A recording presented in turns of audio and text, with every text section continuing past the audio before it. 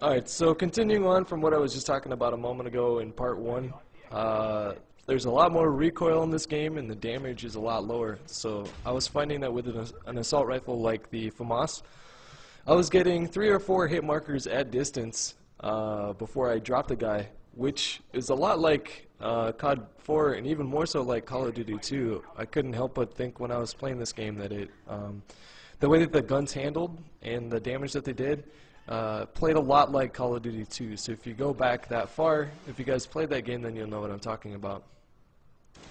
And here I was absolutely clueless and I just get shit on. For this match and for the match that I was playing after this, I actually didn't have any audio in my headphones, and so I was playing with this sort of weird handicap. I ended up doing alright anyways. And then I played another match of a different game type, which I'm going to upload a little bit, some clips from that later on. But that mode I just really kind of sucked it up. But I'm not really showing this gameplay for you guys to sit here and say, oh my god, you're so pro at this game. It's more just so you guys can see what this game is all about. So I'll go right into questions that, for those of you guys that were following me on Twitter and asking me questions about the game, a lot of you guys are asking about the dive to prone.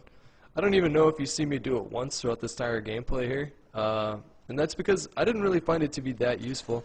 In fact, I think a lot of people are going to be, yeah, here's a little RC car. I think a lot of people are going to be doing that on accident when they try to drop shot. So the way that you dive to prone is if you're sprinting and you just hit the prone button, or I don't know if you hold it or if you just tap it, but you'll dive, and while you're diving you can't shoot at all. It's purely an evasive tactic, and when you do it the animation takes a minute before you can get out of that animation. So it's basically just to kind of get around corners if you're getting shot at, but it's not an offensive maneuver whatsoever. A lot of you guys are asking about the nade damage in the game. I don't know if you guys see me chuck any nades, I can't remember, but the nade damage is pretty much identical to that of Call of Duty World at War and Modern Warfare 2, which is, it's not like a return to Zeus grenades from Call of Duty 4. And as far as like all your equipment goes, they broke it up into three different areas. You have lethal, which is like your grenades. You had Semtex regular grenade, and I think a tomahawk instead of a throwing knife. Second one was tactical, so that had things like, yeah, tactical insertions back in the game, which I'm not a fan of at all, but what are you going to do? And then other those are more defensive tactics than anything else.